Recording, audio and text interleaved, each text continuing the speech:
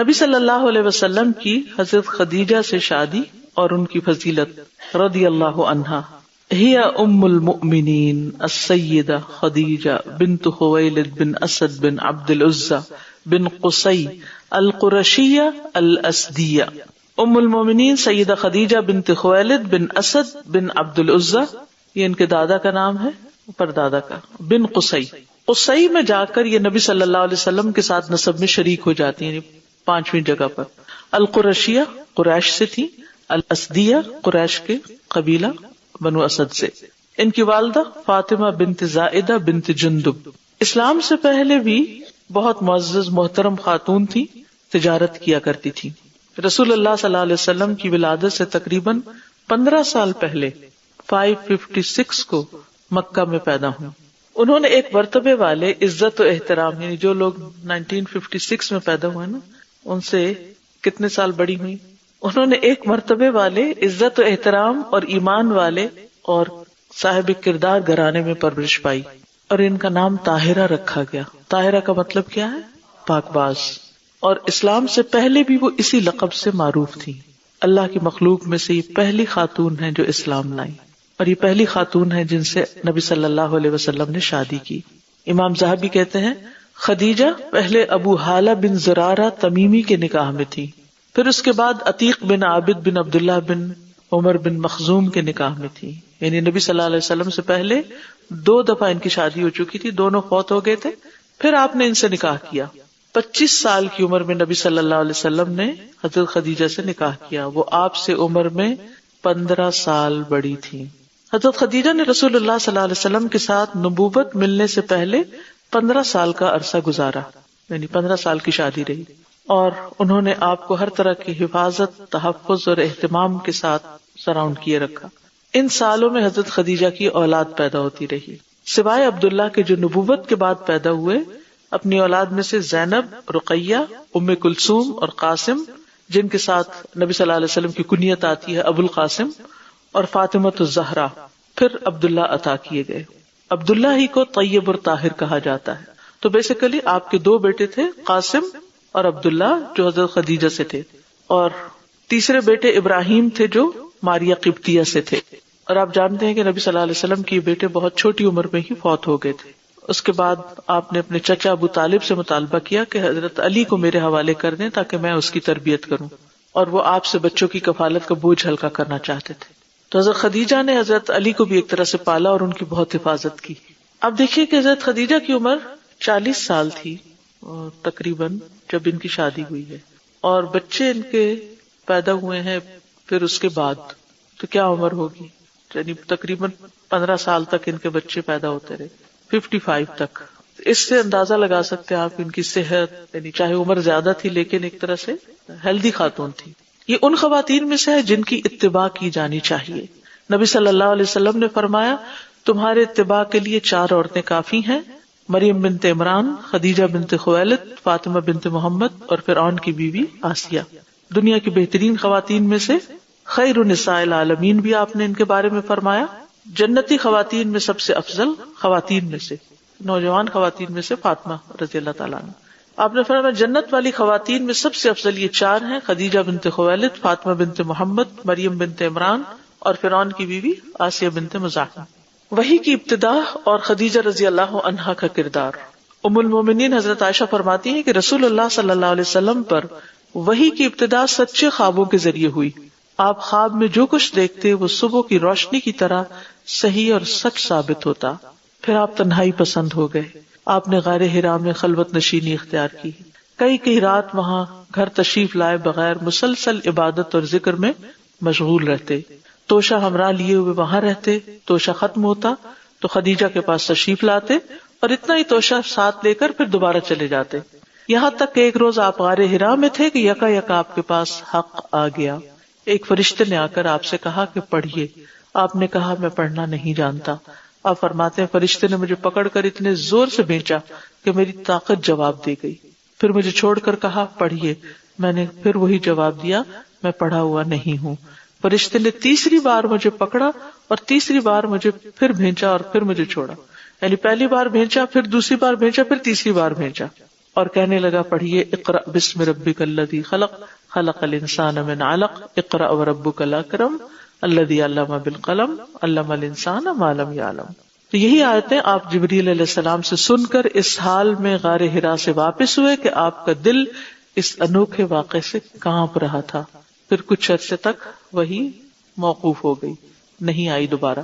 لیکن اس میں حضرت خدیجہ کا کردار کیا ہے کہ نبی صلی اللہ علیہ وسلم پر کچھ ایسی کیفیات آ گئی کہ آپ خاموش ہو گئے. آپ زیادہ تر باہر ہی رہتے تھے، یعنی غار میں ہی رہتے تھے. کہیں یہ نہیں ملتا کہ حضرت خدیجہ نے آپ کو بہت پریشان کیا اور انہوں نے کہا کہ یہ اتنے سارے بچے میرے ذمہ ہیں اور آپ کو کوئی دلچسپی نہیں ان سے، اور بلکہ وہ آپ کو سپورٹ کرتی نہیں، آپ کی کیفیت کو سمجھتی تھی. یاد رکھیے دنیا میں کوئی بھی انسان فرشتہ نہیں ہے. کسی بھی جوڑے کی جب شادی ہوتی ہے تو اس میں اچھی خوشگوار زندگی کا راز یہ ہے کہ دونوں ایک دوسرے کو سمجھنے کی کوشش کریں، ایمپیتھیٹک ہوں، دوسرے کے نقطہ نظر کو سمجھتے ہوں، دوسرے کی جگہ پر اپنے آپ کو رکھ کر دیکھیں اگر میں ہوں یہاں اور مجھ پر اتنا سٹریس ہو تو میں کس طرح ریئیکٹ کروں. حضرت خدیجہ کے اندر یہ صلاحیت بہت تھی. انہوں نے نبی صلی اللہ علیہ وسلم کے اوپر گزرتی ہوئی کیفیات کو محسوس کیا، سمجھا اور ان سے تعاون کیا، اور کوئی گھر میں مسئلہ کریٹ نہیں کیا. رسول اللہ صلی اللہ علیہ وسلم جبریل علیہ السلام سے مل کر جب غار حرا سے واپس آئے اور آپ کا دل کانپ رہا تھا تو آپ نے کہا کہ واپس آ کر کہ مجھے کمبل اڑا دو. خدیجہ سے کہا مجھے کمبل اڑا دو، تو انہوں نے آپ کو کمبل اڑا دیا. جب آپ کا ڈر جاتا رہا تو آپ نے خدیجہ کو واقعے کی اطلاع دی کہ مجھے اپنی جان کا خوف ہو گیا ہے. یعنی جتنی دیر وہ کیفیت تھی وہ کچھ نہیں بولے سوائے کمبل اڑانے کے، اور حضرت خدیجہ نے بھی ان سے کچھ نہیں پوچھا. بعض اوقات ایسی غیر معمولی کیفیات ہوتی ہے، کوئی شخص ڈر جاتا ہے، کوئی شخص تھکا ہوتا ہے، کوئی شخص کسی بات سے پریشان ہو کر گھر آتا ہے تو اس کا انٹرویو لینے نہیں بیٹھ جائیں اور اس سے سوال جواب اور جیرا اور بحث کیا ہوا کیسے نہیں، اس کو ٹائم دیں حتیٰ کہ وہ اپنے ہوش و حواس میں سنبھل جائے اور پھر اس سے بات کرے. اب آپ دیکھیے کہ نبی صلی اللہ علیہ وسلم نے سارا واقعہ سنا ہے. حضرت خدیجہ کہتی ہیں ہرگز نہیں، اللہ کی قسم اللہ آپ کو ہرگز رسوا نہیں کرے گا. کیا اعتماد ہے شوہر پر. آپ تو صلہ رحمی کرتے ہیں، ایک ایک خوبی دیکھ کے گن کے رکھی ہوئی. اگر آپ سے کوئی پوچھے 5 خوبیاں بتائیے اپنے شوہر کی تو سوچنے بیٹھ جائیں گے اچھا تو کبھی سوچا ہی نہیں، ہمیں تو پتہ ہی نہیں کہ کیا خوبی. جی خرابیاں پوچھے تو شاید جلدی سے بتا بھی دیں، لیکن تو آپ ذرا ایکسرسائز کیجیے نا، خوبیاں ذرا لکھ کے رکھیے اپنے پاس، یا اپنے ہسبینڈ کو ایک چھوٹا سا کارڈ بنا کے دیجیے کہ آپ کے اندر یہ 5 خوبیاں ہیں. حضرت خدیجہ اس موقع پر بھی کہ شوہر پہ ایک خاص کیفیت گزر رہی ہے اور وہ کس طرح جانتی ہیں آپ کو. اللہ کی قسم اللہ آپ کو رسوا نہیں کرے گا. آپ صلہ رحمی کرتے ہیں، آپ بے کسوں کا بوجھ اٹھاتے ہیں، آپ مفلسوں کے لیے کماتے ہیں، یعنی جو آپ ارن کرتے ہیں اس سے غریبوں کی مدد کرتے ہیں، مہمان نوازی کرتے ہیں، مشکل وقت میں آپ حق کا ساتھ دیتے ہیں. کتنی باتیں کی؟ 5. پھر خدیجہ رضی اللہ عنہا آپ کو ساتھ لے کر اپنے چچا زاد بھائی ورقہ بن نوفل بن اسد بن عبد العزیٰ کے پاس گئیں. وہ تورات کے عالم تھے، انجیل لکھا کرتے تھے، بہرحال اہل کتاب کے علم سے واقف تھے. اور یہ تسلی کے جو خوبصورت الفاظ آتے ہیں صحیح مسلم میں، واللہ لا یحزنک اللہ ابدا. بخاری کے الفاظ میں آتا ہے واللہ لا یخزیک اللہ ابدا، اللہ آپ کو کبھی رسوا نہیں کرے گا. یہاں آتا ہے کہ اللہ آپ کو کبھی غمگین نہیں کرے گا، آپ پریشان نہ ہو. تو ایک وقت میں ایک سے زائد بھی بات کی جاتی ہے نا کہ اللہ آپ کو رسوا نہیں کرے گا، اللہ آپ کو غمگین نہیں کرے گا، کیونکہ آپ کے اندر اتنی خوبیاں ہیں. اس سے کیا پتہ چلتا ہے کہ جو شخص یہ چاہتا ہو کہ رسوائی سے اور غموں سے بچے، اسے کیا کیا کام کرنے چاہیے؟ صلہ رحمی، بے کسوں کا بوجھ، یعنی کہ جو لوگ ہیلپ لیس ہیں، ایسے ہیں نیڈی ہیں کہ بیمار ہیں، بوڑھے ہیں، ہاسپٹل نہیں جا سکتے، اپنے لیے گروسری کرنے نہیں جا سکتے، یعنی بے کس یعنی جن کی کوئی سے نہیں، جن کے پاس ریسورسز نہیں، ان کی مدد. مفلسوں کے لیے کماتے ہیں. ایک ہوتا ہے اپنے لیے کمانا، ایک ہوتا ہے یہ دیکھنا کہ اور کس کس کو ضرورت ہے اس کا کچھ وظیفہ مقرر کیا جائے. مہمان نوازی کرتے ہیں، مشکل وقت میں آپ حق کا ساتھ دیتے ہیں. پھر انہوں نے آپ کے سر پر ٹھنڈا پانی بھی ڈالا. یہ ایک اور روایت میں آتا ہے جو بخاری کی ہے. آپ کہتے ہیں غار حرا میں ایک مدت کے لیے میں خلوت نشین تھا، اکیلا تھا. جب وہ دن پورے کر کے پہاڑ سے اترا تو مجھے آواز دی گئی. میں نے اپنے دائیں طرف دیکھا، کوئی چیز دکھائی نہ دی. بائیں طرف دیکھا، کچھ نظر نہ آیا. سامنے دیکھا، کچھ دکھائی نہ دیا. پیچھے دیکھا تو بھی کچھ نظر نہیں آیا. میں نے سر اوپر کی طرف اٹھایا تو مجھے ایک چیز دکھائی دی. پھر میں خدیجہ کے پاس آیا تو میں نے کہا مجھے کمبل اڑا دو, مجھ پہ ٹھنڈا پانی ڈالو. اور کہتے ہیں انہوں نے مجھے کمبل اڑا دیا, مجھ پہ ٹھنڈا پانی بہا دیا. اور پھر اس کے بعد یہ آیات نازل ہوئی, یا ایھا المدثر قم فانذر وربک فکبر. یہ دوسری دفعہ کی بات ہے, نیکسٹ وحی کے موقع پر ایسا ہوا تھا, رائٹ. یعنی پہلی وحی کے بعد پھر وحی آنا بند ہوئی, پھر دوبارہ وحی آئی سورۃ المدثر کی. اس موقع پر بھی جب آپ پر وحی آئی تو ابھی بھی آپ یعنی اس گھبراہٹ کا شکار ہوئے تھے. پھر تسلی کے لیے جو ورقہ بن نوفل کے پاس لے گئی, انہوں نے کیا کہا, جبریل کو کیا کہا, یہ وہی رازدان ہے جس کو اللہ نے رازدان کیوں کہا. جو علم ان کے پاس ہوتا تھا وہ اللہ سبحانہ وتعالیٰ سے امانت کے ساتھ ڈائریکٹ لے کر آتے تھے, کوئی دوسرا اس میں شریک نہیں ہوتا تھا, براہ راست اللہ سے نبی صلی اللہ علیہ وسلم تک. یہ تو وہی رازدان ہے جس کو اللہ نے موسیٰ علیہ السلام پر اتارا تھا. اگر مجھے آپ کا زمانے ظہور نبوت مل گیا تو میں آپ کی بھرپور مدد کروں گا. ٹھیک ہے. پھر نبی صلی اللہ علیہ وسلم کی شرک سے شدید بیزاری پر ان کا تعاون. خدیجہ کے ایک پڑوسی کہتے ہیں انہوں نے حضرت خدیجہ کو فرماتے ہوئے سنا, اے خدیجہ اللہ کی قسم, کہ انہوں نے نبی صلی اللہ علیہ وسلم کو خدیجہ سے فرماتے ہوئے سنا, آپ بات کر رہے تھے, اے خدیجہ اللہ کی قسم میں لات عزیٰ کی کبھی عبادت نہیں کروں گا, اللہ کی قسم میں ان کی عبادت کبھی نہیں کروں گا. کہتے خدیجہ نے فرمایا آپ لات کو چھوڑیں, آپ عزیٰ کو چھوڑیں ان کو. راوی کہتے ہیں کہ یہ ان کے بت تھے مشرکین جن کی عبادت کرتے اور پھر اپنے بستروں پہ لیٹتے, نہیں سونے سے پہلے بھی ان کی عبادت کرتے تھے. بہترین بیوی تھی, اچھی بیوی. ویسے یہ ٹاپک ہر عورت کو معلوم کرنا چاہیے کہ وہ کیسی اچھی بیوی تھی. کچھ تو ہم نے ابھی دیکھا ہی, لیکن کچھ اور خوبیاں بھی ان کی انشاءاللہ آئندہ دیکھیں گے. سبحانک اللہم و بحمدک اشہد ان لا الہ الا انت استغفرک و اتوب الیک. السلام علیکم ورحمۃ اللہ وبرکاتہ. اللہم صل علی محمد وعلی آل محمد كما صليت على إبراهيم وعلى آل إبراهيم إنك حميد مجيد. اللهم بارك على محمد وعلى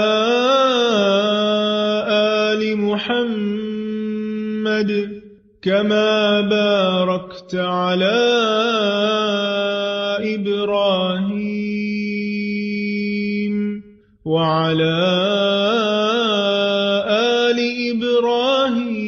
إبراهيم إنك حميد مجيد. السلام علیکم ورحمۃ اللہ وبرکاتہ. کیا حال ہے سب کا؟ الحمدللہ.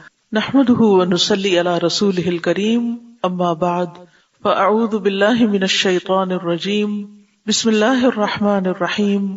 رب اشرح لی صدری ویسر لی امری واحلل عقدۃ من لسانی. کتاب مناقب الانصار. باب تزویج النبی صلی اللہ علیہ وسلم خدیجۃ وفضلها رضی اللہ عنہا. نبی صلی اللہ علیہ وسلم کا خدیجہ رضی اللہ تعالی عنہا سے شادی کرنا اور ان کی فضیلت کا بیان. رسول اللہ صلی اللہ علیہ وسلم نے حضرت خدیجہ سے شادی اس وقت کی جب ان کی عمر 40 سال تھی اور نبی صلی اللہ علیہ وسلم کی عمر 25 سال تھی, 25 ایئرس. سیرت النبی صلی اللہ علیہ وسلم کی بہت سی روایات اس طرف اشارہ کرتی ہیں کہ خدیجہ رضی اللہ تعالی عنہا بہت عقل مند, ذہین اور سمجھدار خاتون تھی. اس کے ساتھ ساتھ وہ مالدار بھی تھی اور ان کی متعدد تجارتیں بھی تھیں, بزنس وومن تھی, اور ان کی قوم کے بہت سے لوگ ان سے شادی کے خواہش مند بھی تھے. لیکن اللہ سبحانہ تعالیٰ نے نبی صلی اللہ علیہ وسلم کی قسمت میں یا آپ کے حصے میں حضرت خدیجہ کو رکھا. جب حضرت خدیجہ کے پاس آپ کے حالات پہنچے, آپ کے بارے میں خبر پہنچی, تو انہوں نے آپ صلی اللہ علیہ وسلم کی سچائی اور امانت, صدق اور امانت, ان کی بہت خبریں سنی. تو انہوں نے یہ رغبت کی کہ آپ صلی اللہ علیہ وسلم کو وہ اجرت پر رکھ لیں, یعنی اپنے کام کے لیے رکھ لیں, تاکہ آپ صلی اللہ علیہ وسلم ان کی تجارت میں ان کے لیے مدد دیں. تو انہوں نے آپ کی طرف ایک آدمی بھیجا کہ وہ آپ کو اس معاملے کی پیشکش کرے تو آپ صلی اللہ علیہ وسلم نے حضرت خدیجہ کے لیے تجارت کے معاملے میں کام کرنے پر رضامندی ظاہر کی. حضرت خدیجہ نے آپ صلی اللہ علیہ وسلم کو اپنا مال تجارت دیا اور وہ لے کر آپ کا سرمایہ وہ تجارت کے لیے نکلے. اور آپ کے ساتھ ساتھ حضرت خدیجہ کا ایک غلام بھی تھا جس کا نام میسرہ تھا. میسرہ نے آپ کے ساتھ چونکہ سفر کیا اور سفر میں کسی کو پہچاننے کا خوب اچھا موقع ہوتا ہے تو اس نے آپ کے اندر کچھ ایسی علامات، کچھ ایسی نشانیاں دیکھی جو ان کے سامنے پیش آئیں اور جن پر وہ بہت حیران بھی ہوئے. تو انہوں نے جو کچھ دیکھا واپس آ کر اپنی مالکہ یعنی خدیجہ رضی اللہ تعالی عنہا کو اس کا ذکر کر دیا، اس کے بارے میں بتایا. اسی کے بارے میں آتا ہے کہ سفر میں ایک راہب نے نبی صلی اللہ علیہ وسلم کو بطور نبی کے پہچانا تھا. جب آپ شام کے شہر بصرہ میں پہنچے تو آپ نے ایک درخت کے سائے میں پڑاؤ کیا تو ایک راہب نے کہا کہ اس درخت کے نیچے کسی نبی کے سوا اور کبھی کسی نے پڑاؤ نہیں کیا. اور میسرہ یہ بھی دیکھتا کہ نبی صلی اللہ علیہ وسلم پر فرشتے سایہ کر دیتے تھے جب سورج کی تپش ہوتی تھی یعنی راستے میں، تو یہ بھی اس کے لیے بڑی حیران کن بات تھی. بہرحال اس سفر سے نبی صلی اللہ علیہ وسلم بہت سا منافع لے کر واپس لوٹے اور یہ نفع، یہ پروفٹ اس سے کہیں زیادہ تھا جو اس سے پہلے حضرت خدیجہ کے مال میں ان کو حاصل ہوتا تھا یا ان کے کسی بزنس ٹرپ سے ان کو کبھی ملا تھا. یہ ساری باتیں دیکھ کر یعنی آپ کی امانت، صداقت، سچائی اور میسرہ کی تمام رپورٹ کو سامنے رکھتے ہوئے آپ کے اندر جو خاص قسم کی علامات تھی تو اس پر حضرت خدیجہ نے آپ کو نکاح کا پیغام خود بھیجا. اس کے بارے میں سیرت کی کتابوں میں آتا ہے کہ حضرت خدیجہ آپ کی شخصیت سے بہت متاثر ہوئی تو انہوں نے اپنی ایک دوست نفیسہ بنت منیہ کو آپ کے پاس بھیجا پیغام دے کر، یعنی خود ڈائریکٹ پروپوز نہیں کیا بلکہ اپنی دوست کو بھیجا. تو نبی صلی اللہ علیہ وسلم نے آپ کی اس پیشکش کو قبول کر لیا. بعض روایات کے مطابق یہ بات بھی پتہ چلتی ہے کہ حضرت خدیجہ کے نکاح کی ذمہ داری ان کے والد خویلد نے ادا کی، یعنی وہی ان کے ولی بنے. اور پھر یہاں یہ بھی یاد رکھیے کہ اس نکاح سے پہلے یا اس پیغام سے پہلے نبی صلی اللہ علیہ وسلم کا حضرت خدیجہ سے کسی قسم کا کوئی افیئر نہیں تھا. اللہ سبحانہ تعالیٰ نے آپ کی حیا کو محفوظ رکھا، کیونکہ حیا کے منافی کوئی بھی کام کرنا یہ دراصل ایک عیب کی بات ہوتی ہے. تو بہرحال آپ صلی اللہ علیہ وسلم کا اخلاق اور آپ کا حسن سیرت اور آپ کی مربت اور آپ کے کردار کی باقی تمام خوبیاں آپ کے حق میں آئندہ زندگی کے لیے یعنی ایک نبی کی حیثیت سے آپ کا مقام لوگوں کی نظر میں بلند کرنے کے لیے کافی تھی. پھر اسی طرح یہ ہے کہ نبی صلی اللہ علیہ وسلم کا ان سے بہت قریبی اور گہرا تعلق تھا. عام طور پر دیکھا جاتا ہے کہ اگر شادی میں لڑکے اور لڑکے کی عمر میں زیادہ گیپ ہو تو بعض اوقات انڈرسٹینڈنگ نہیں ہوتی. عموماً تو ہمارے ہاں لڑکے کی عمر زیادہ ہوتی ہے اور لڑکی کی کم ہوتی ہے، لیکن یہاں پر بالکل ایک یونیک سا کیس ہے کہ نبی صلی اللہ علیہ وسلم 25 سال کے ہیں، بالکل ینگ ہیں، اور حضرت خدیجہ اپنی جوانی کی آخری حدوں کو پہنچی ہوئی ہیں، یعنی انتہائی میچور خاتون ہے، 40 سال کی عمر کی. لیکن اس کے باوجود ان دونوں کے اندر بہت زیادہ انڈرسٹینڈنگ تھی اور بہت قریبی تعلق تھا، بہت محبت کا رشتہ بھی تھا، اور اس کے ساتھ ساتھ ایک دوسرے کو بہت سمجھنے والے بھی تھے. حضرت عائشہ کہتی ہیں کہ نبی صلی اللہ علیہ وسلم جب حضرت خدیجہ کا تذکرہ کرتے تو ان کی بہت تعریف کرتے. ایک اور روایت میں آتا ہے کہ آپ کی تعریف کرنے اور آپ کے لیے استغفار کرنے سے تھکتے ہی نہیں تھے. یعنی چونکہ وہ فوت ہو چکی تھی، ان کے بعد کی بات ہے جب حضرت عائشہ سے نکاح حضرت خدیجہ کی وفات کے تقریباً 3 سال بعد ہوا ہے، تو ان کے سامنے آپ حضرت خدیجہ کا ذکر بہت کرتے تھے اور ان کے لیے دعائیں کرتے تھے. تو کہتی ہے ایک دن مجھے بہت غصہ آیا، غیرت آئی، تو میں نے کہا آپ اتنی کثرت سے ایک سرخ مسوڑوں والی عورت کا ذکر کرتے رہتے ہیں جس کے بدلے میں اللہ نے آپ کو اس سے بہتر بیویاں دی. تو آپ نے فرمایا اللہ نے مجھے اس کے بدلے اس سے بہتر بیوی یعنی حضرت خدیجہ سے بہتر بیوی کوئی نہیں دی.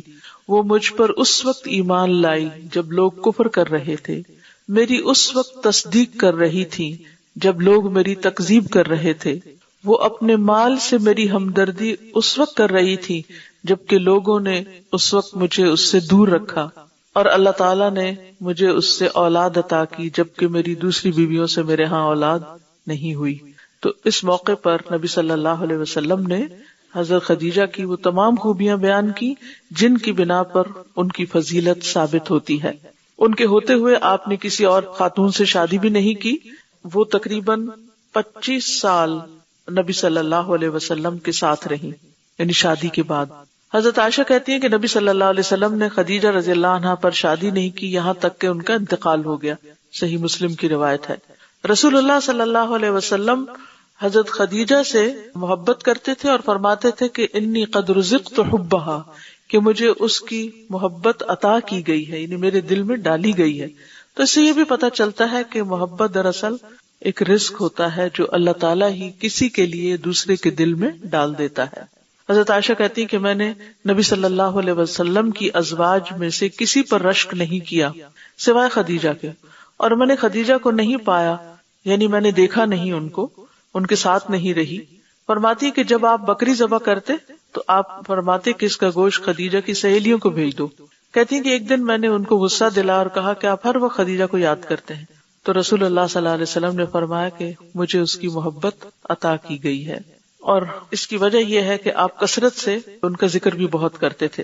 اور جو لوگ بھی حضرت خدیجہ سے محبت کرتے تھے رسول اللہ صلی اللہ علیہ وسلم ان کا بہت خیال رکھتے تھے.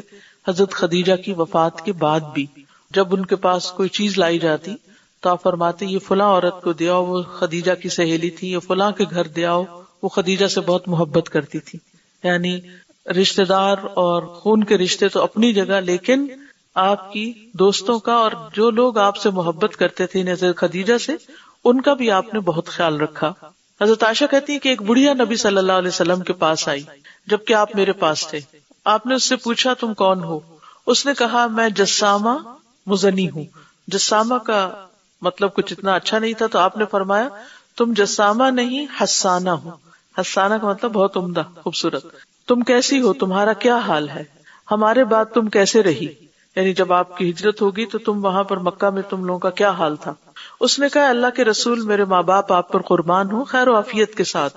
جب وہ چلی گئی تو میں نے کہا اے اللہ کے رسول آپ اس بڑھیا پر اس قدر توجہ دیتے ہیں.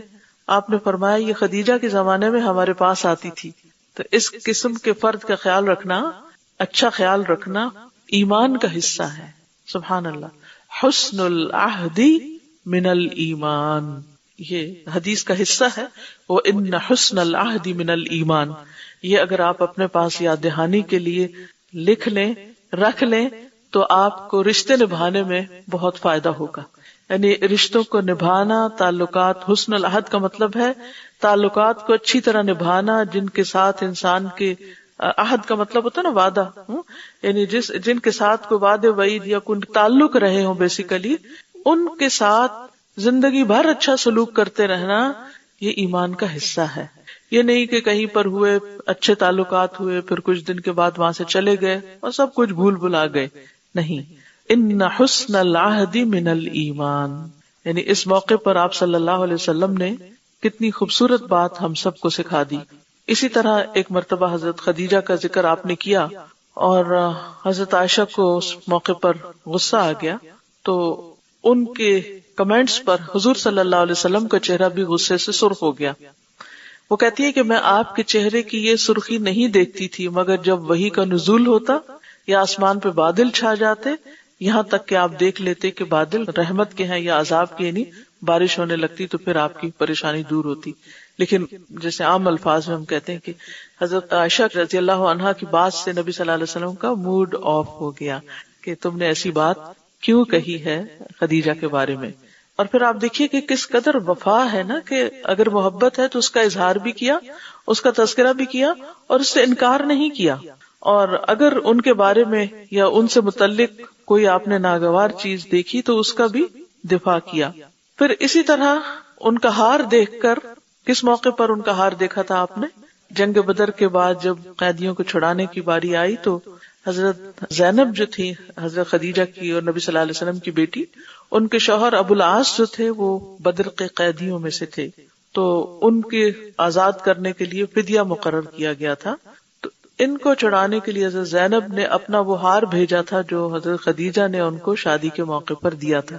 تو حدیث میں آتا ہے، مسند احمد کی روایت ہے کہ نبی صلی اللہ علیہ وسلم کی بیوی حضرت عائشہ سے مروی ہے کہ جب اہل مکہ نے اپنے قیدیوں کو چھڑانے کے لیے فدیہ بھیجا تو رسول اللہ صلی اللہ علیہ وسلم کی صاحبزادی زینب نے بھی اپنے شوہر ابو العاص کے لیے مال بھیجا، جس میں وہ ہار بھی شامل تھا جو خدیجہ رضی اللہ عنہا کا تھا. انہوں نے اس زینب کی ابو العاص کی سے شادی کے موقع پر یہ ہار انہیں دیا تھا حضرت خدیجہ نے. جب آپ نے اس ہار کو دیکھا تو آپ پر شدید رقت طاری ہو گئی اور فرمایا اگر تم مناسب سمجھو تو اس زینب کے قیدی کو چھوڑ دو اور اس کا بھیجا ہوا مال اسے واپس لوٹا دو. لوگوں نے عرض کیا ٹھیک ہے یا رسول اللہ. چنانچہ انہوں نے ابو العاص کو چھوڑ دیا اور جو کچھ بھی ان کا تھا یعنی ہار ساتھ واپس لوٹا دیا. آپ تو جیسے چاہتے فیصلہ کرتے، لیکن اس موقع پر بھی آپ نے اپنے صحابہ سے مشورہ کیا، اور اس ہار سے آپ کا جو تعلق تھا وہ حضرت خدیجہ کی وجہ سے تھا، ورنہ ہار تو ہار ہی تھا.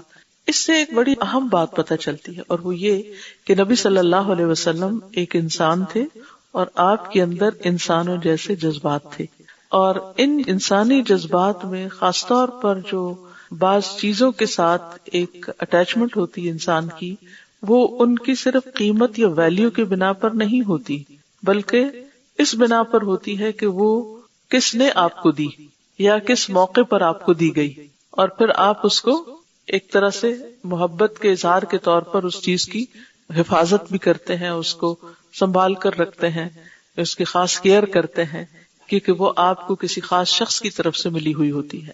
تو ایسا کرنے میں بھی کوئی گناہ کی بات نہیں ہے یا کوئی ناروا بات نہیں ہے، کیونکہ بعض اوقات ہم جب دین میں آتے ہیں تو ہم اپنے جذبات کو بالائے طاق رکھ دیتے ہیں کہ ان کا کوئی تعلق نہیں اب عام زندگی سے. بچوں کے اوپر بھی بعض اوقات ناروا سختی شروع کر دیتے ہیں، ان کے ساتھ بھی محبت کا اظہار کم کر دیتے ہیں. بعض اوقات ہسبینڈ وائف کے درمیان جو محبت کا رشتہ ہوتا ہے صرف اس بنا پر کہ ان کی پریفرنسز یا ان کی دلچسپیاں اور ہماری اب کچھ اور ہو گئی ہیں تو وہ اس محبت کے تعلق میں کمی کر دیتے ہیں. تو یہ چیزیں درست نہیں.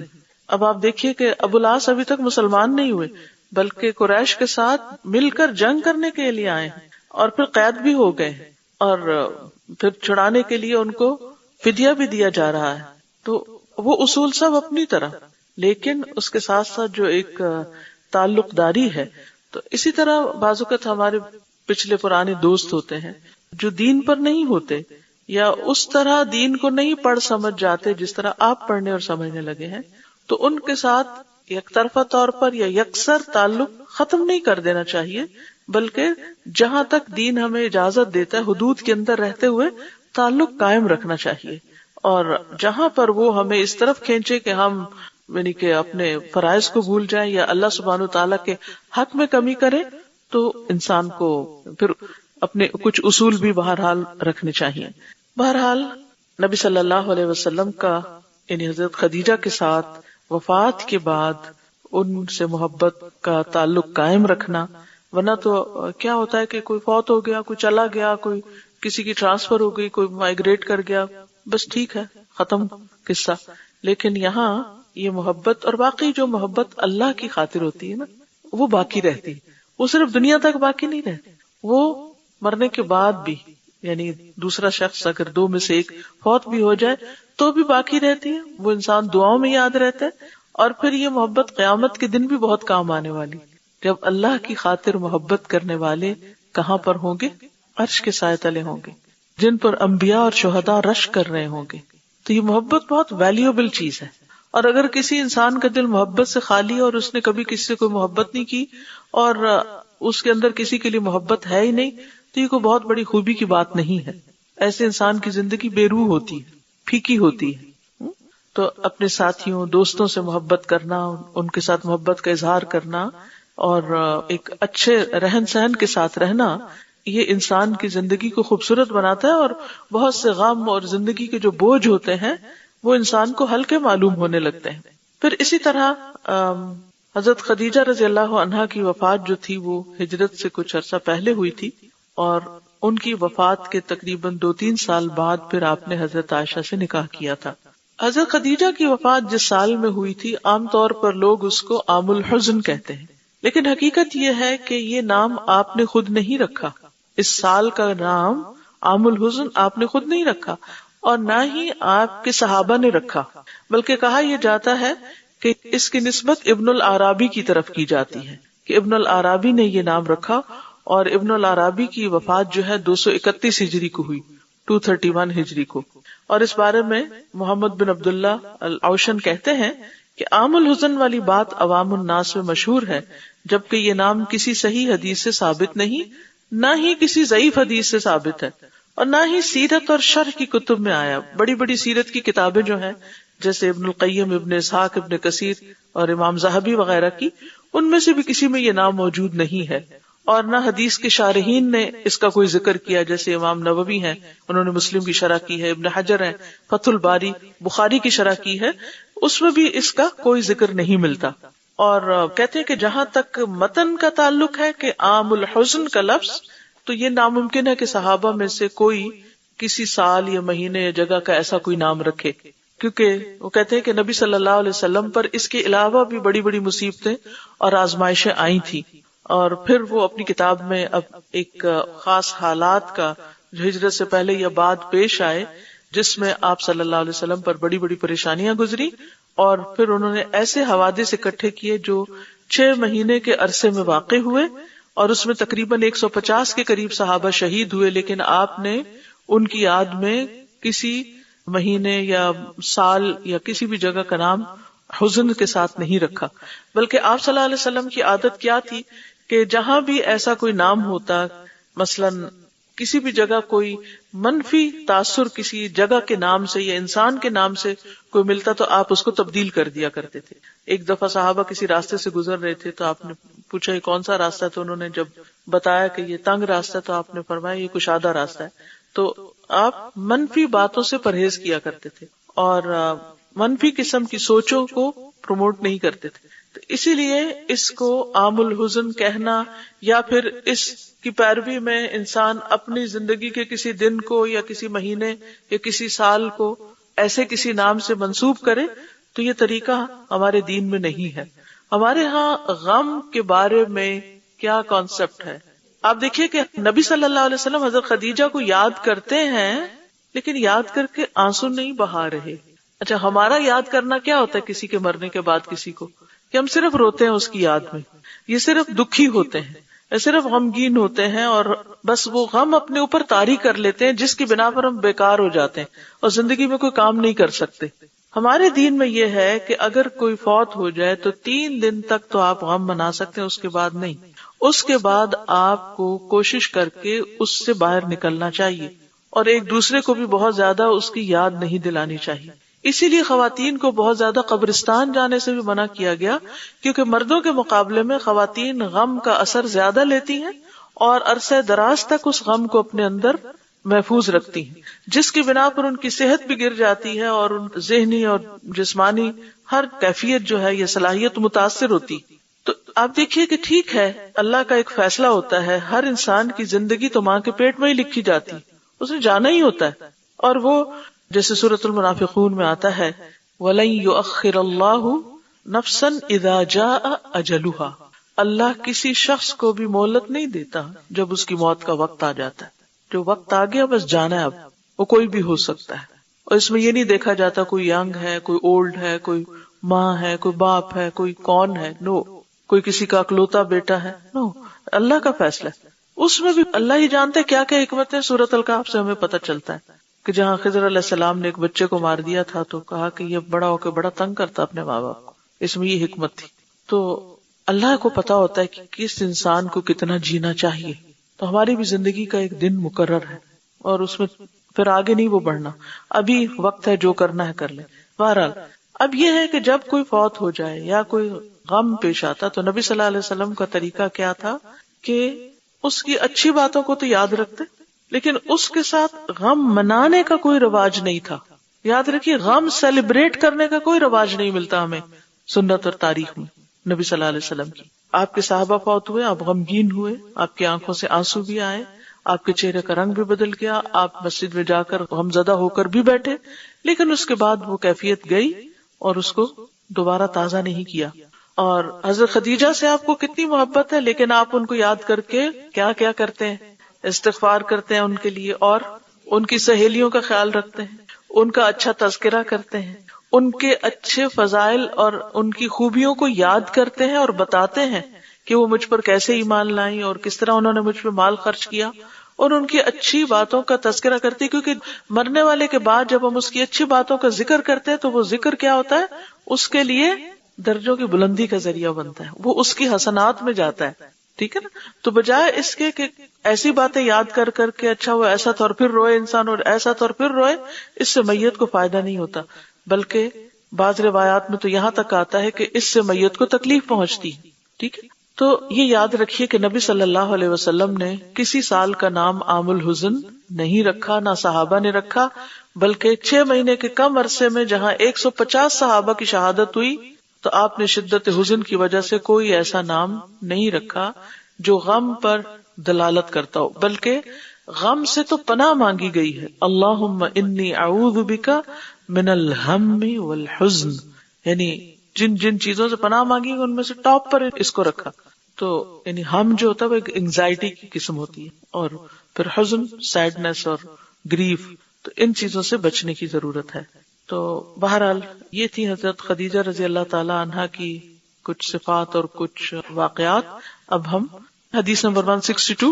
امام بخاری کہتے ہیں حدثني محمد اخبرنا عبدة عن هشام بن عروة عن أبيه قال سمعت عبد الله بن جعفر قال سمعت عليا رضي الله عنه يقول سمعت رسول الله صلى الله عليه وسلم يقول حدثني صدقة اخبرنا عبدة عن هشام عن أبيه قال سمعت عبد الله بن جعفر عن علي بن أبي طالب رضي الله عنهم عن النبي صلى الله عليه وسلم قال خير نسائها مريم وخير نسائها خديجة. امام بخاری کہتے ہیں کہ مجھ سے محمد یعنی محمد بن سلام بن الفرج السلمی نے روایت کیا. یہ آزاد کردہ غلام تھے، امام بخاری کے ابتدائی استادوں میں سے ہیں. اور پھر وہ کہتے ہیں کہ ہم سے عبدہ نے اور انہوں نے ہشام بن عروہ سے اور انہوں نے اپنے والد سے، اور عروہ کہتے ہیں کہ میں نے عبداللہ بن جعفر کو، یہ بھتیجے ہیں حضرت علی کے، عبداللہ بن جعفر بن ابی طالب کے بیٹے ہیں، حضرت علی کے بھتیجے. قال سمعت علیاً، وہ کہتے ہیں میں نے علی رضی اللہ عنہ کو کہتے ہوئے سنا، یقول سمعت رسول اللہ صلی اللہ علیہ وسلم، میں نے رسول اللہ صلی اللہ علیہ وسلم کو سنا، یقول آپ فرماتے تھے، ہا کا مطلب تحویل، ایک اور سند. امام بخاری کہتے ہیں حدثنی صدقہ، مجھ سے صدقہ نے بیان کیا، اخبرنا عبدہ، اور پھر آگے سند وہی ہے، عن ہشام عن ابیہ قال سمعت عبد اللہ بن جعفر عن علی بن ابی طالب رضی اللہ عنہم عن النبی صلی اللہ علیہ وسلم. تو ان 2 سندوں سے جو بات پتہ چلتی ہے وہ کیا ہے کہ نبی صلی اللہ علیہ وسلم نے فرمایا قال خیر نسائها، ان کی بہترین عورت، ہاں ان کی کون، یعنی بنی اسرائیل کی یا اپنے دور کی، کون ہے، حضرت مریم ہے. وخیر نسائها خدیجہ، اور ان کی بہترین عورت یعنی اس امت کی بہترین عورت خدیجہ ہے رضی اللہ عنہا. تو وہ اپنے دور کی بہترین خواتین میں سے ہیں اور یہ اپنے دور کی بہترین خواتین میں سے ہیں. اور بعض کہتے ہیں کہ حضرت مریم افضل تھی، بعض کہتے ہیں حضرت خدیجہ. تو اس حدیث نے مسئلہ حل کر دیا کہ دونوں اپنی اپنی جگہ اپنے اپنے دور کی بہترین خواتین تھی. اور حضرت مریم کی جو خوبیاں ہیں وہ تو قرآن مجید میں آپ نے سورۃ آل عمران میں خاص طور پر پڑھی، اور اس کے علاوہ بھی سورۃ التحریم کے آخر میں آتا ہے کہ صدقت بکلمات ربها وکتبہ وکانت من القانتین. ان کی خاص خصوصیات یاد رکھیے کہ جب اللہ سبحانہ وتعالیٰ یا اللہ کے رسول صلی اللہ علیہ وسلم کسی کی تعریف کر دیں، کسی کو بہترین بتا دیں، تو پھر ہمارا کام کیا ہونا چاہیے کہ ان کی خوبیوں کو تلاش کریں اور ان کو اپنانے کی کوشش کریں کہ اللہ سبحانہ وتعالیٰ کی نگاہ میں ہمارا بھی کوئی مقام ہو. ہمیں اس بات کا تو بہت شوق اور حسرت اور خواہش اور توجہ رہتی ہے کہ لوگ ہمیں اچھا سمجھیں، دنیا میں ہمیں کوئی شہرت مل جائے، کوئی نیم اور فیم مل جائے، یا ہم لوگوں کی نگاہوں میں کچھ بن جائیں. اور بہت پیپل کانشیس رہتے ہیں، اسی لیے اپنے ڈریس لوگوں کی مرضی اور پسند کے مطابق پہنتے ہیں.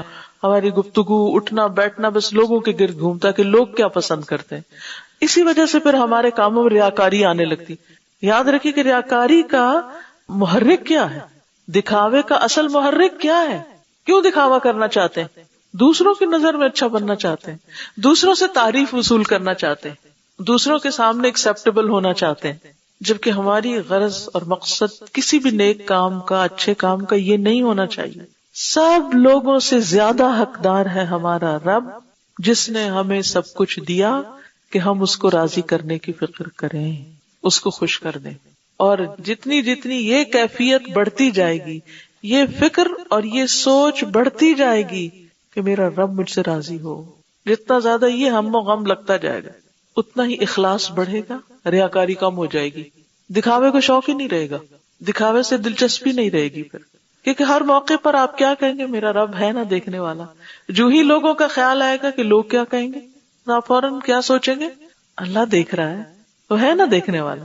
کسی نے نہیں دیکھا، کسی نے اپریشیٹ نہیں کیا، کسی کو پتہ نہیں پسند آیا کہ نہیں آیا، نہیں، میرا رب دیکھ رہا ہے. آپ اکیلے بھی کھڑے ہو کے کام کر رہے ہوں گے نا اپنے کچن میں اور اپنے ڈش کو سجا رہے ہوں گے، تو صرف اس لیے نہیں کہ لوگ دیکھیں تو خوش ہو جائیں، یہ ہو کہ میرا رب چاہتا ہے کہ ان اللہ کتب الاحسان فی کل شیء، اللہ نے ہر چیز میں احسان لکھ رکھا ہے، ہر چیز کو اچھے طریقے سے کرنا چاہیے، چاہے کوئی دیکھ رہا ہو یا نہ دیکھ رہا ہو، چاہے ہم بالکل تنہا ہو، اکیلے ہوں، پھر نماز بھی بہت اچھی ہوگی، پھر دوسرے کے لیے دعا بھی بڑی اچھی طرح کریں گے، کیونکہ ہم رب کے لیے کر رہے ہیں نا، اس کو تو بتانے کی ہمیں ضرورت ہی نہیں ہے کہ ہم نے تمہارے لیے کیا کیا. اب جب ہمارا معاملہ رب کے ساتھ صحیح ہو جائے گا تو رب لوگوں کے دلوں میں خود بخود ہماری قدر ڈال دے گا. اور جب تک ہم لوگوں کے پیچھے بھاگتے رہیں گے، لوگ آگے بھاگتے رہیں گے اور انسان ٹوٹتا ہی رہے گا، تو فائدہ کچھ بھی نہیں. آپ اپنے ہر نیک عمل کو اللہ کے لیے خالص کر لیں اور اس کا اجر اور اس کی جزا اپنے رب سے چاہیں، تو اللہ سبحانہ وتعالیٰ آپ کے لیے خیر ہی خیر، دنیا میں بھی اور آخرت میں بھی. فَلَنُحْيِيَنَّهُ حَيَاةً طَيِّبَةً، کہتے ہیں کہ جس نے نیک عمل کیا ہم اس کو دنیا میں بھی اچھی زندگی بسر کرائیں گے. اور اچھی زندگی کی سب سے بڑی اچھائی کیا ہوتی ہے کہ انسان کے دل کے اندر ایسی خوشی اور ایسا سکون اور ایسا اطمینان ہوتا ہے کہ دن کی راتیں بھی اس کی سکون سے گزرتی ہیں. تو یہ انعام کیا کم ہے؟ جو رب کو راضی کر دے، کیا رب اسے راضی نہیں کرے گا؟ ضرور کرے گا.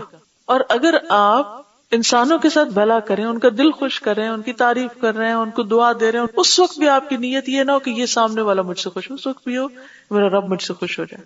تب آپ دیکھیں خدیجہ رضی اللہ تعالیٰ عنہا نے جو کچھ کیا اپنے رب کے لیے کیا، اور رب نے اپنے رسول کو بتا دیا کہ وہ دنیا کی بہترین عورت ہے. اور اس لحاظ سے تو ان کا کوئی مقابلہ کر ہی نہیں سکتا کہ وہ سب سے پہلے اسلام لائی تھی. فالسابقون السابقون اولئک المقربون، نیکی کے کام میں آگے بڑھ جانا کہ میں اس کو کر لوں، نیکیوں کی تلاش میں رہنا. تو ان خواتین کی جو خوبیاں ہیں ان خوبیوں کو اپنانے کے لیے دوڑ لگائیں کہ ہمارے اندر بھی وہ کردار پیدا ہو.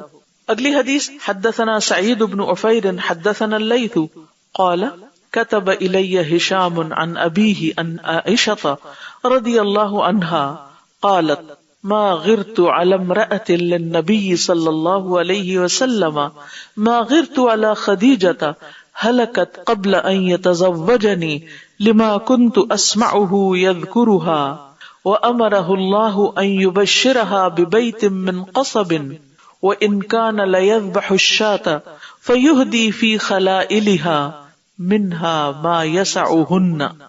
حدثنا سعید بن عفیر، ہم سے سعید بن عفیر نے حدیث بیان کی، اور یہ اصل میں عفیر سعید کے دادا کا نام ہے، ان کا اصل نام ہے سعید ابن کثیر ابن عفیر ابن مسلم بن یزید المصری، یہ ایجپشن تھے، امام بخاری کے استاد. حدثنا اللیث، وہ کہتے ہیں ہم سے لیث نے حدیث بیان کی. قال كتب الی ہشام، یہ کہتے ہیں کہ میری طرف ہشام نے لکھ کر بھیجا، یہ حدیث لکھ کر روایت ہوئی ہے. عن ابی، اپنے والد سے روایت کرتے ہوئے، عن عائشہ، اور ان کے والد عروہ جو ہیں وہ حضرت عائشہ سے روایت کرتے ہیں رضی اللہ عنہا. قالت، کہتی ہیں، ما غیرت، نہیں میں نے غیرت کھائی، علی امرأۃ، کسی عورت پر، للنبی صلی اللہ علیہ وسلم، نبی صلی اللہ علیہ وسلم کی خاطر، آپ کی وجہ سے میں نے کسی اور عورت پر غیرت نہیں کھائی، اس پر رشک نہیں کیا. ما غیرت علی خدیجہ، جتنا میں نے رشک کیا خدیجہ پر. ہلکت قبل ان یتزوجنی، وہ فوت ہو گئی تھی اس سے پہلے ہی کہ آپ مجھ سے نکاح کرتے، شادی کرتے. لما کنتو، وجہ کیا تھی، اس وجہ سے، ما کنتو اسمعہ، جو میں آپ کو سنتی رہتی تھی، یذکرھا، کہ آپ ان کا بہت ذکر کرتے ہیں. وامرہ اللہ، اور اللہ نے آپ کو یعنی نبی صلی اللہ علیہ وسلم کو حکم دیا تھا، ان یبشرھا ببیت، کہ آپ کو بشارت دیں، خوشخبری دیں، کس کو، خدیجہ کو، ببیت، ایسے گھر کی من قصب جو ایک موتی کا بنا ہوا ہے، یعنی ایک موتی کے اندر پورا گھر کارڈ ہوگا. وَإِنْ كَانَ لَيَذْبَحُ الشَّاةَ، اور بے شک آپ ان کے بعد جب لا آتا ہے تو بے شک کا معنی ہوتا ہے ان کا. وَإِنْ كَانَ لَيَذْبَحُ الشَّاةَ، اور بے شک آپ بکری ذبح کرتے. فَيُهْدِي فِي خَلَائِلِهَا، تو آپ کی سہیلیوں میں، خلائل خلیل اردو میں آتا ہے نا، خلیل دوست کے لیے آتا ہے، تو یہ جمع خلیلہ کی خلائل، آپ کی دوستوں کی طرف ہدیہ بھیجتی. منہا، اس بکری میں سے، کتنا ہدیہ؟ ما یسعہن، جو ان کو کافی ہو جاتا، یعنی بہت ٹھیک ٹھاک بھیجتے کہ جو ان کے لیے پورا ہو جاتا. بعض اوقات ایسا ہوتا ہے نا کہ گوشت جب جیسے قربانی کے موقع پر بھی جب کٹتا ہے تو عموماً بہت سارے لینے والے ہوتے ہیں، تو آپ ایک ایک دو دو تین تین تھوڑا تھوڑا تھوڑا تقسیم کرتے ہیں. لیکن ان کے کہنے کا مطلب یہ تھا کہ ایک بڑا حصہ تو سہیلیوں کو چلا جاتا تھا. ما یسعہن، سبحان اللہ. تو اس میں آپ دیکھیے کہ حضرت عائشہ بھی کتنا سچ بولنے والی ہے نا. اگر ان کے دل میں کچھ تھا تو انہوں نے اس کو بھی نہیں چھپایا اور سب کے سامنے بتایا کہ میرے دل میں یہ جذبات تھے، اور یہ اس رشتے میں ہونا لازم ہے، اس پر پکڑ نہیں. ٹھیک ہے نا، کیونکہ یہ قدرتی طور پر یہ سوکن کا رشتہ ہی ایسا ہے کہ جس میں انسان اس طرح کے جذبات سے خلاصی پا ہی نہیں سکتا. حالانکہ وہ حضرت خدیجہ تھیں جن سے سبھی محبت کرتے ہیں اور وہ بھی ان کی قدر کرتی ہوں گی، لیکن اس رشتے میں آ کے وہ ایک دل کے اندر جو کیفیت تھی اس کو انہوں نے بیان کیا، اور اس کی وجہ بھی بتائی کہ وجہ کیا تھی.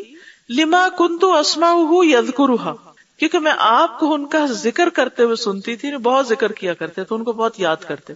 اب ہوتا ہے کہ حضرت عائشہ بھی نبی صلی اللہ علیہ وسلم کو بہت عزیز تھی. انسان ایک عزیز کا ذکر کس سے کرتا ہے؟ دوسرے عزیز سے کرتا ہے. ٹھیک ہے نا. اب آپ دیکھیے کہ حضرت فاطمہ کی بھی شادی ہو چکی ہے، آپ کے اور کوئی بچے نہیں ہیں، اور آپ صلی اللہ علیہ وسلم ہجرت کر کے آئے ہیں، اور مدینہ میں ٹھیک ہے انصار ہیں، سب ہیں، لیکن ایک ہوتا ہے نا کہ ایک گھریلو تعلق یا ایک قریبی تعلق، تو وہ زیادہ حضرت عائشہ سے ہی ہے. تو حضرت عائشہ کے سامنے وہ حضرت خدیجہ کا ذکر بار بار آ جاتا، تو اس پر پھر ان کو محسوس ہوتا ہے کہ مجھ سے زیادہ آپ ان کو چاہتے ہیں. اور پھر ساتھ ہی بتاتی ہیں کہ ان کی خوبی کہ اللہ سبحانہ وتعالی نے نبی صلی اللہ علیہ وسلم کو یہ حکم دیا تھا، امرہ اللہ ان یبشرہا، کہ آپ خوشخبری دیں خدیجہ کو، ببیت من قصب، موتی کے گھر کی. اس کی وضاحت مزید آگے کی حدیث میں آئے گی، لیکن اس سے پتہ چلتا ہے. اب دیکھیے کہ خوشخبری زیورات کی بھی ہو سکتی تھی، باغات کی بھی ہو سکتی تھی، لیکن موتی کے گھر کی کیوں؟ اس لیے کہ حضرت خدیجہ نے نبی صلی اللہ علیہ وسلم کو اپنے مال سے سپورٹ دی تھی، ایک طرح سے پناہ دی تھی. جب آپ غار سے آئے تھے گھبرائے ہوئے تو انہوں نے ان کو سکون بخشا تھا. تو ان کی جس طرح کی قربانیاں تھیں اسی طرح کی ان کو جزا دی گئی.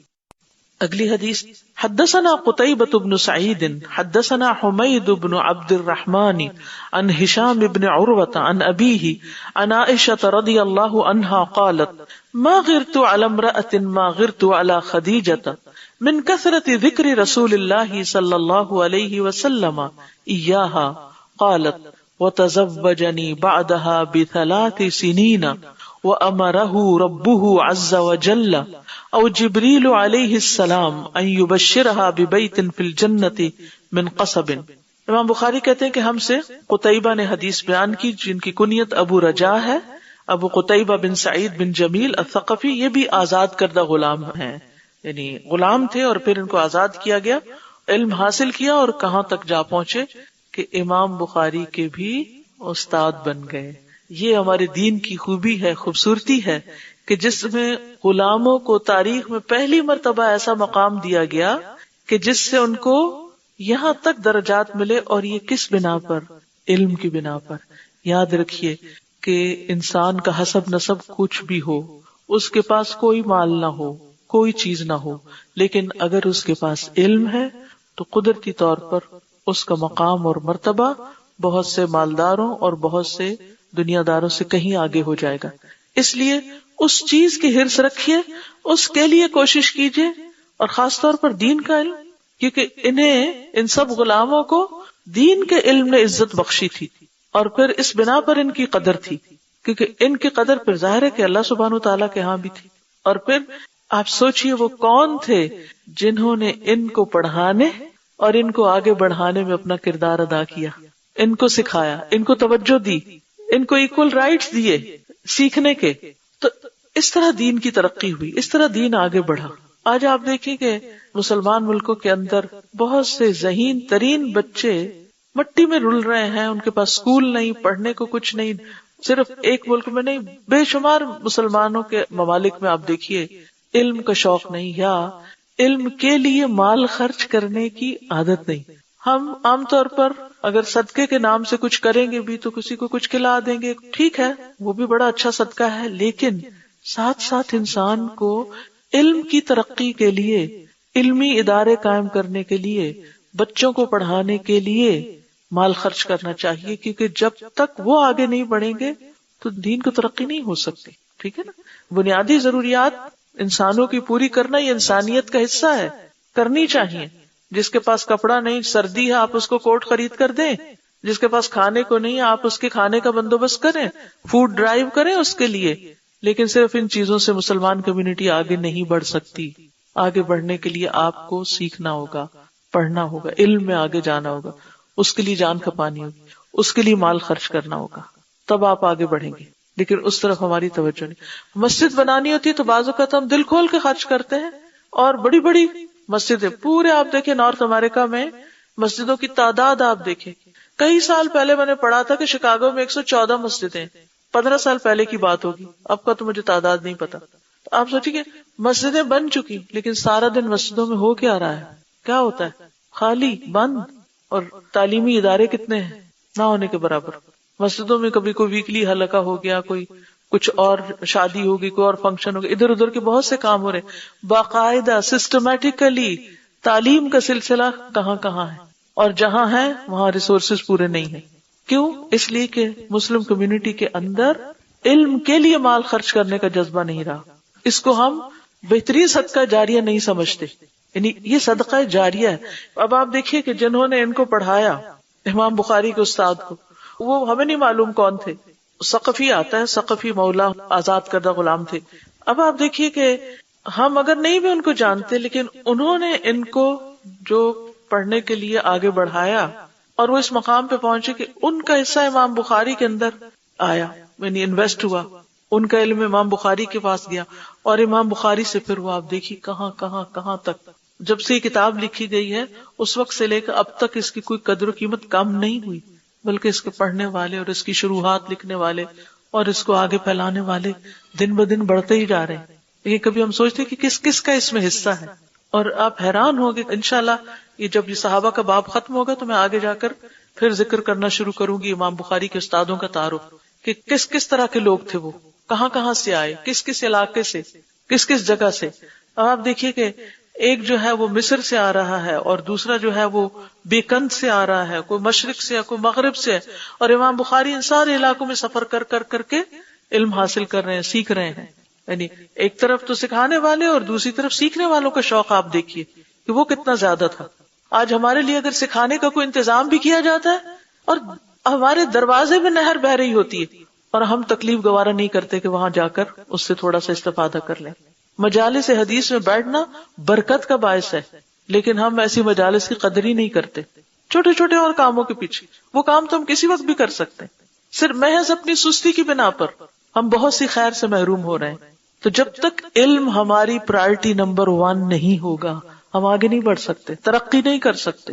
ساری خیر اور بھلائی اس راستے سے نکلتی ہے، یہ کی ہے ساری نیکیاں کمانے کی. آپ کون سی نیکی کریں گے اگر آپ کو پتہ ہی نہیں کہ وہ نیکی کرنی ہے کہ نہیں کرنی، وہ نیکی ہے بھی یا نہیں؟ یہ علم ہی بتائے گا نا، یہیں سے یہ روشنی آئے گی.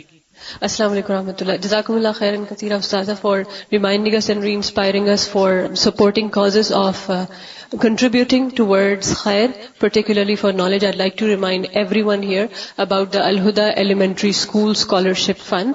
The campaign was launched early November and it was extended because we didn't reach our target. So inshallah, encourage all of us to input our share again in it so that needy students who couldn't afford to study can now study deen and dunya both at an excellent level. Jazakumullah khairan. کتنے ہی مسلمان گھرانے، کتنے مسلمان بچے جو دل میں تڑپ رکھتے ہیں، روتے ہیں کہ ہمیں بھی اللہ توفیق دے کہ ہم اپنے بچوں کو اسلامی اسکول میں بھیجیں، ہے نا؟ کیوں نہیں بھیج سکتے؟ کیا انہیں اسلام سے محبت نہیں اس لیے نہیں بھیجتے؟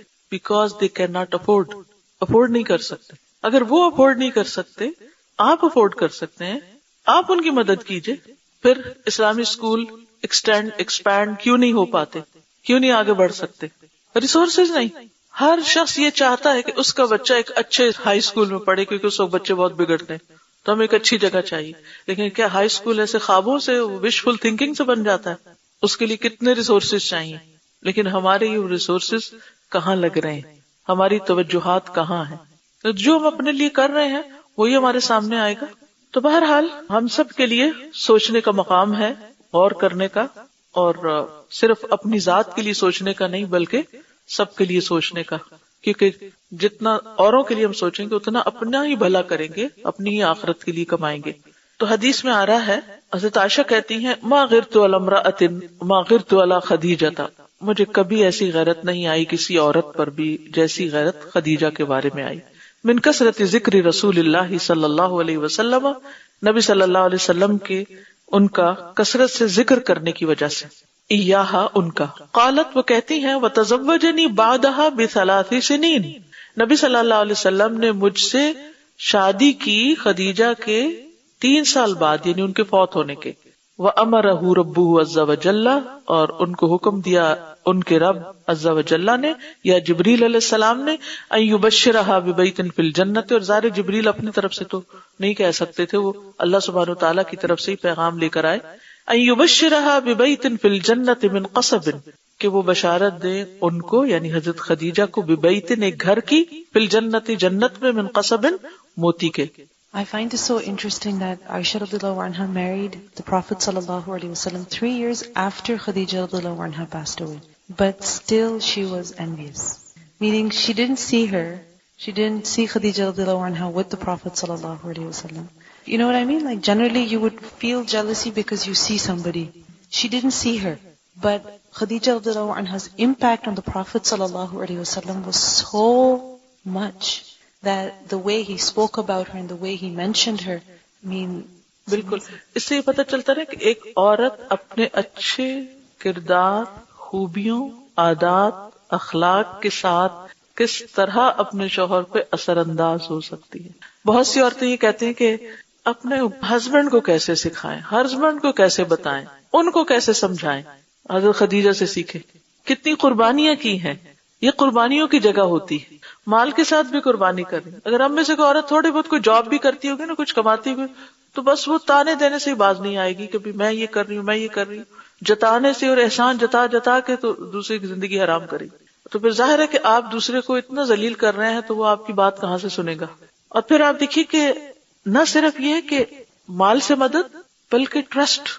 جب وہ غار حرا سے آئے ہیں تو انہوں نے یہ نہیں کہا کہ آپ کے ساتھ یہ ہونا ہی تھا، آپ جو اتنے وہاں جا جا کے بیٹھتے تھے تو کیا پتا وہاں کوئی جنات ہوں اور وہ اب یو گاٹ کریزی اور اب یہ آپ کو کیا ہو گیا. یعنی اگر شوہر کبھی گھر آئے ایسے حال میں کہ بخار ہو یا کچھ ہو تو کیا رویہ ہوتا ہے کہ کس نے کہا تھا ٹھنڈ میں نکلے، بخار ہو کے میرا کام بڑھا دیا. یعنی ہم اپنی زبان کے ساتھ، افطانوں کے ساتھ، رویے کے ساتھ، موڈ کے ساتھ گھر کی زندگی کو حرام کیے رکھتے نہیں. اب جب ایسا اخلاق ہوگا تو ہمارے دین کا کیا امپیکٹ ہوگا دوسرے پر، کیا کہ واقعی ہم دیندار ہیں. اگر واقعی ہم دیندار ہیں اور ہم واقعی سنسیئر ہیں کہ ہمارے شوہر ہم سے انفلوئنسڈ ہوں تو پھر یہ نمونہ ہے کہ کیا کرنا ہے اس کے لیے. اور پھر آپ دیکھتے عام طور پر عورتیں کیا سمجھتی ہیں کہ اگر ہم زیادہ اسمارٹ ہوں گے تو اس لیے زیادہ جم میں رہیں، یا پھر زیادہ خوبصورت ہوں گے تو چلو پارلر میں ہوں. تو